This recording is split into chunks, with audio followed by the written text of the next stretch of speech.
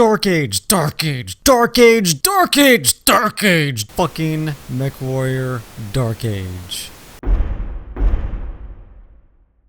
Hey everyone, looks like it's a new month, and with a new month brings a new mech pack.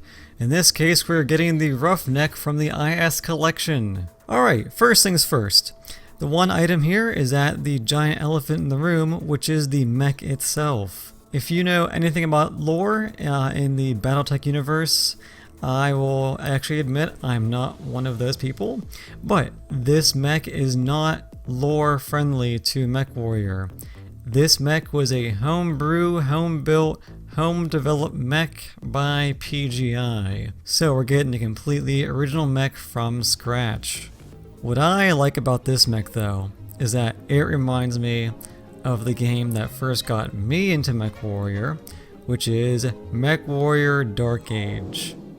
And I say this looks like a mech from Mechwarrior Dark Age because this mech looks like a piece from the Mechwarrior Dark Age set called the Mining Mech, or the Mining Mech Modified, because the idea in Dark Age was that a lot of the personnel or the military was disbanded.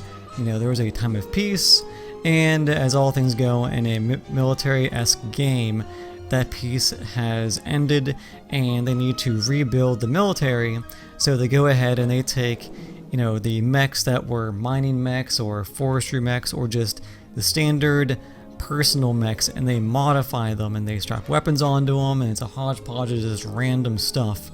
And that is where I think the design kind of comes from, in this like power loader looking mech in a sense.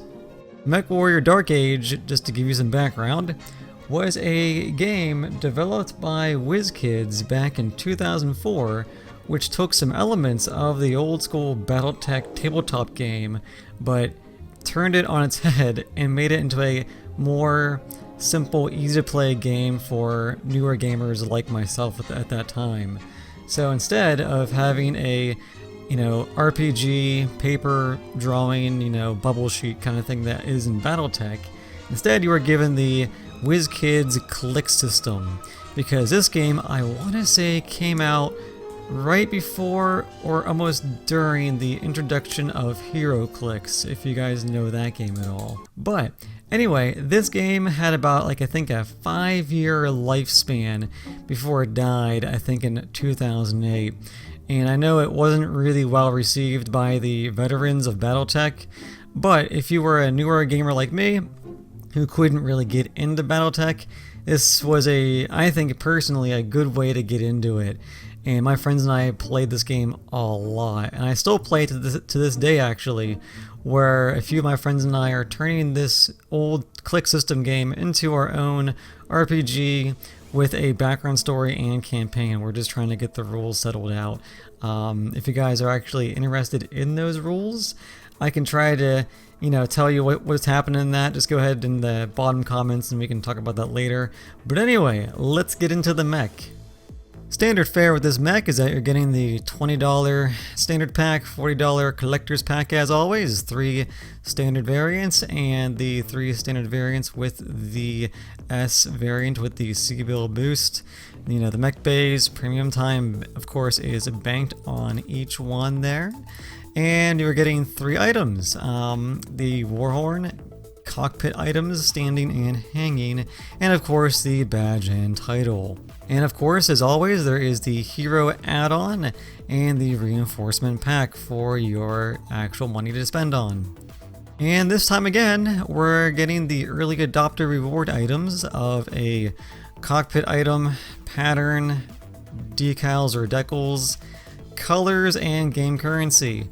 Again, many of you are going to be heartbroken because there are no actual in-game modules, but I can see why they're going to be getting rid of these. In the recent MechCon, they released the new skill tree system. With the new skill tree system coming in, it's actually going to remove those modules. So if you guys are curious, read more into MechCon what was all released, and the removal of the modules and the introduction of a new skill tree towards certain weapon types and groups like ballistics and energies and missiles. Now, don't worry though, we are getting refunded in GXP and C bills for all that time we spent.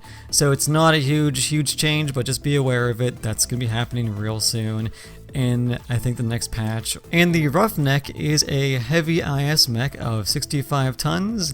Each one comes with an engine of 260 with a mix of standard and XL engine types, with a max engine rating of 315 for all of them across the board. And the Roughneck cannot be equipped with jump jets, nor can it use ECM or mask.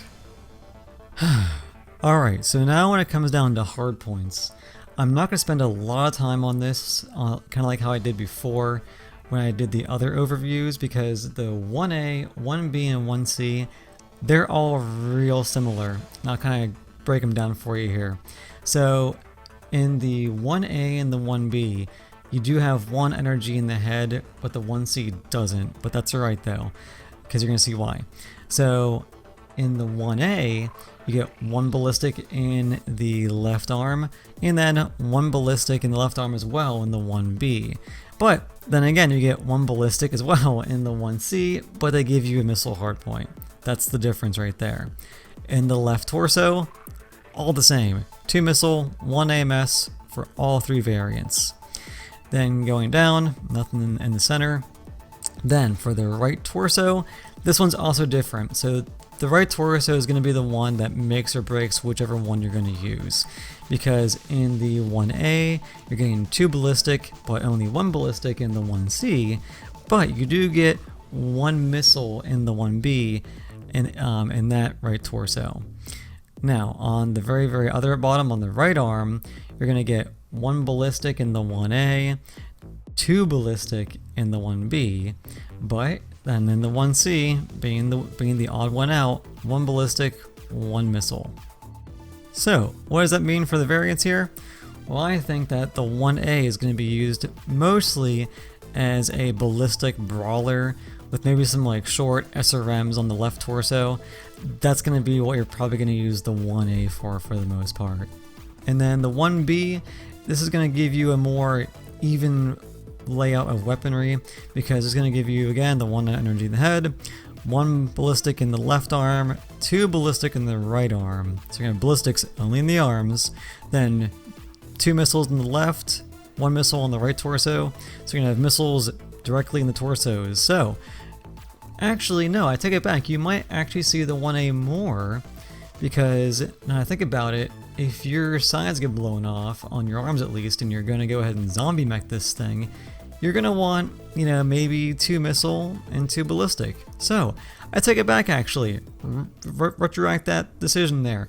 You might actually see the 1A more than the 1B, because you're going to have, you know, a better chance of being a zombie mech, especially if you take that standard engine. And then lastly is the 1C of the standard $20 group.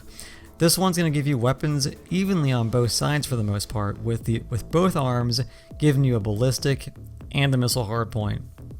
And then you have the left torso with 2 missile again, same as the other ones, and the right torso giving you that 1 ballistic. So not only will you be able to zombie with this thing with 2 missile and 1 ballistic, but it's going to give you even weaponry on both sides. Personally, I like that. You as a player, that might not be your style, but I enjoy symmetry when it comes to my actual weapon groups. It's having, you know, the same things on each side if I can get them, you know. So 1 ballistic, 1 missile, each arm looks pretty nice. 2 missile, 1 ballistic in the torsos. So with the 1C, if you like just having a nice general rounded out mech, this is the one you're going to go for. If not, the 1A and 1B, again, looking back at them, they are different in their own right, and you might have a good time with them. Alright, and then mainly if you go ahead and you do buy the extra add-ons, like you get the hero mechs, you can then get the 2A, 3A, and the R variant, or Reaver variant. This is when things get interesting, because Typically, I don't say go ahead and purchase the add-ons because you might not have the money, but this is going to be the mech where I really think you're going to have to give PGI extra money to really get what you want. Especially because with that 2A variant. With this one, you're going to get a nice rounded out mech. I mean, look at this thing. Head, 1 energy, left arm, ballistic, left torso, missile, AMS. Center torso, huge, 2 energy.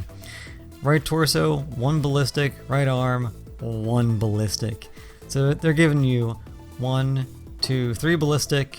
They're going to give you 1 missile and 2 energy, which the other variants only had 1 energy only in the head. So with this one, you're getting 3 energy, 3 ballistic, and 1 missile. I see the player base going to this one as possibly their go-to mech. Just because of the 2 energy in the center torso, because with this one, you're going to be able to zombie really well, and being a heavy mech, that's huge in my opinion. Now the 3A though, still pretty good. You're getting 1 energy in the head, 1 energy in the left arm, 2 energy in the left torso, 2 energy in the right torso, and 1 energy in the right arm. Laser boating. This is your standard every mech pack. We're gonna give you a laser boat mech. This is it. Am I gonna go into this one? No, it's a laser boat. You've seen them, you know what to do with them. Laser boat. End of story. And then lastly, the Reaver. What are you getting? Nothing in the head, but we're gonna give you 1 ballistic in the left arm, 2 energy and 1 AMS in the left torso, 1 missile in the center torso, 2 energy in the right torso, and 1 ballistic in the right arm. Kind of like with the 2A, I see the Reaver here as the cream of the crop because, again, symmetry. You got a ballistic in each arm, 2 energy in each torso, and a missile hardpoint in the center torso. I'm gonna admit, I'm probably gonna give the extra money, and I'm probably gonna buy this package just for this mech, because that's gonna give you a lot of symmetry, ballistics. Now granted, people might say, well, if you go ahead and you lose your arms, you're gonna be out of a ballistic. Well, yeah, but still, you're gonna have 2 energy and a missile to still zombie with this thing if you're smart. And you can either torso twist, or if you put a standard engine in this thing, and maybe, who knows, I'm thinking it's gonna fit, but I could be mistaken. I might be completely wrong. I'm sure there's gonna be someone out there who's gonna be like, oh, you're not gonna be able to do this thing because of that. Well, yeah, I know. So I think the Reaver is going to be the one that's really going to work out nicely. Now, it might not. You know, we don't know what the hitboxes of this thing are going to be. The geometry might be completely fucked when this thing comes out. Who knows? But lately, PGI has been good. Recently, knock on some sort of fake wood here, that things have been decent. Things have been good. So I think the Reaver is going to be, you know, if you like symmetry, you like an all-around good layout, the Reaver is going to be the one you're going to want. Alright, so real quick, I want to go over just a few little tidbits here that I found on this mech earlier today that I think might make some Battletech veterans at least somewhat happy about the possible design work here. So, what do you see whenever you look at this mech? Well, you find some little decals hidden on the leg and its crotch area. What am I going to say? It's the crotch area. So, the first one there is Ceres Metal Industries. Or I think on the mech here, when it loops back around here, it just says Ceres. So, if you go ahead and you Google Ceres actually into Sarna, you do find that the Ceres Metal Industries is actually lore friendly. And what I find interesting, which may or may not tie it in a dark age, is just me wanting to do this, is that on Sarna it says Ceres was invested in widely diverse fields from personal armaments to civilian ground vehicles produced by Ceres Motors. So, is the Roughneck maybe one of those personalized civilian mechs or a, series motor mech that was just used in just production, I want to say yeah. I could be wrong. I'm probably most likely wrong. I don't care. But in my mind, that's what I want to see. And the other thing on here is the Bluth Corporation sign on this mech. In the Sarna.net overview, the Bluth Corporation is a large manufacturer of various industrial mechs. What is the Roughneck? It's an industrial mech. It looks industrial. It doesn't look like it's built for military usage. And to tie this back to some lore on the MWO website, it states that the Reaver was actually produced because of the major success from the Power Class loader mechs released by the Sitwell Corporation. And the Sitwell Corporation was actually founded by a former Bluth employee, and they're the ones who actually brought us the Power Man. Alright, so the Roughneck collection. Is it worth the money? Kind of. So, I think if you're just gonna give PGI $20 and you're gonna get the standard pack only, I don't think that's gonna be worth it. This is sadly, I think, one of the packs where you're gonna need to either buy the reinforcement or the hero mech in this package to really make it worth your while. Because those first three, I think, are just too similar in nature to warrant that $20 price tag. But once you get up to the higher tier and you're getting the hero mech and the reinforcement package, that's when this mech begins to shine. So PGI, take my money, you're probably gonna get it.